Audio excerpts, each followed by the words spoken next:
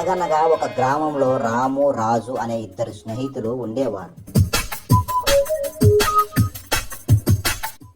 వారిద్దరు స్నేహితులు మాత్రమే కాదు, వ్యాపారంలో భాగస్వాములు కూడా. వారిద్దరు వ్యాపారంలో బాగా రాణించిన వారు. రాము చాలా తెలివైనవాడు, అంతేకాకుండా కష్టపడి పనిచేసే స్వభావం కలవాడు. కానీ రాజు చాలా సోమరి. వారిద్దరు వ్యాపారంలో పేరు ప్రఖ్యాతులు గడించడం వల్ల వారిద్దరి ఖ్యాతి చాలా దూరం వరకు విస్తరించింది. దూర ప్రాంతంలోని ఇతర వ్యాపార సంస్థలు వారిని వాళ్ళుండే రాజ్యాలకే ఆహ్వానించేవారు. వారి ఆహ్వానాలను స్వీకరించి ఇద్దరు స్నేహితులు ఆయా రాజ్యాలకు వెళ్ళి వారికి వ్యాపార మెలకువలు నేర్పించి తిరిగి వచ్చేటప్పుడు భారీగా ధనాన్ని వారితో తెచ్చుకునేవారు. ఇద్దరు స్నేహితులు నిరంతరం ఏదో ఒక రాజ్యానికి వెళ్ళవలసి వచ్చేది. అందువలన ఒకసారి రాము తన స్నేహితుడైన రాజుతో ఈ విధంగా అన్నారు. మిత్రమా, మనం సంపాదించిన ధనం భారీ మొత్తంలో ఉన్నది. ఇంత ధనాన్ని మనతో పాటు తీసుకుపోలేం. కాబట్టి మనం ఇతర రాజ్యాలకు వెళ్లే ముందు మన ధనాన్ని జాగ్రత్తగా ఉంచి వెళ్దాం. నిజమే రాము, మన మందిరానికి దగ్గరలో ఒక చెట్టు కింద గొయ్యి తవ్వి ధనాన్ని అక్కడ పెట్టి విదేశాలకు వెళ్దాం. ఎవరు మందిరంలోకి చొరబడి ధనాన్ని తీసే ధైర్యం చేయలేరు. మన ధనం కూడా మనం తిరిగి వచ్చే వరకు సురక్షితంగా ఉంటుంది అని రాజు బదులిచ్చాడు.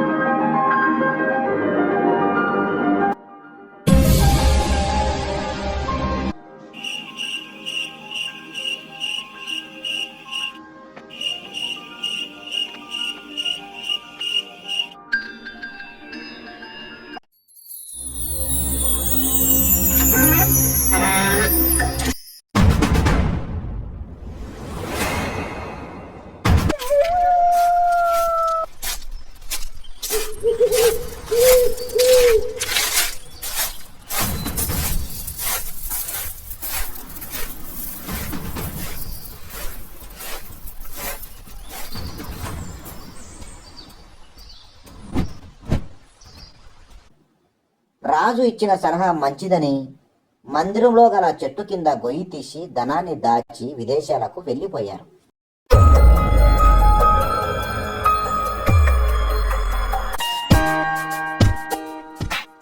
కొన్ని నెలల తర్వాత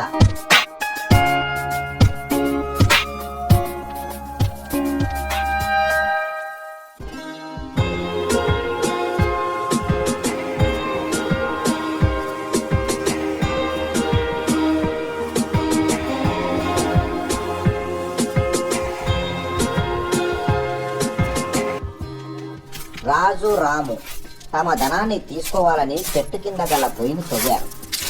కానీ అక్కడ ధనం లేకపోవడం చూసి ఇద్దరు స్నేహితులు దిగ్భ్రాంతి చెందారు. తమ ధనం అక్కడ లేకపోవడంతో ఇద్దరు స్నేహితులు పంచాయతీకి వెళ్ళారు. అక్కడ పంచాయతీ పెద్దలతో రాము ఈ విధంగా అన్నాడు. గౌరవనీయులైన పంచాయతీ పెద్దకు నమస్కారం. అయ్యా, గొయ్యిలో ధనం దాచిన సంగతి నాకు రాజుకు తప్ప ఇతరులకు తెలియదు. కానీ ఇప్పుడు మా ధనం అక్కడ లేదు. కాబట్టి మీరే విచారించి నాకు సరైన న్యాయం చేయాలని అని అన్నాడు. రాజు ఇలా అన్నాడు. అయ్యా, నేను ఆ ధనాన్ని దొంగలించలేదు. మేము ఎక్కడైతే ధనాన్ని దాచామో ఆ చెట్టును అడగండి. అదే మీకు సాక్ష్యం చెబుతుంది అసలు దొంగ ఎవరనేది.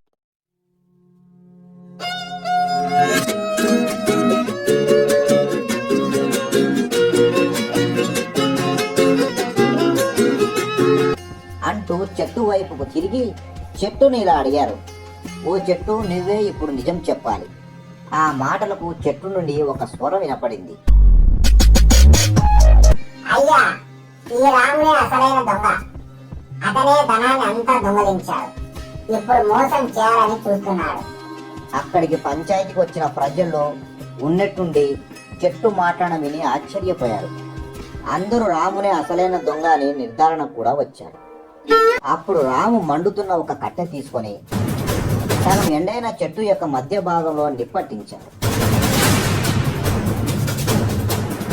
అకస్మాత్తుగా ఒక వ్యక్తి ఆ చెట్టు యొక్క త్వరలో నుండి బయటికి వచ్చి పారిపోసాగాడు.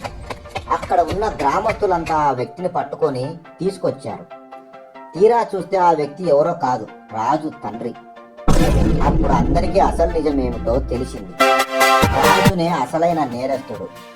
అక్కడ గల పంచాయతీ పెద్ద, ఇతర గ్రామస్తులు రాజు వద్ద నుండి మొత్తం ధనాన్ని స్వాధీనపరుచుకొని రాముకు ధనాన్ని అందించారు. రాము ఆ ధనంలో తన వాటను మాత్రమే తీసుకొని మిగిలిన మొత్తాన్ని రాజుకు తిరిగి ఇచ్చాడు. రాము యొక్క నిజాయితీని, సత్ప్రవర్తనను గ్రామస్తులంతా ఎంతో మెచ్చుకొని అతనిని కొనియాడారు.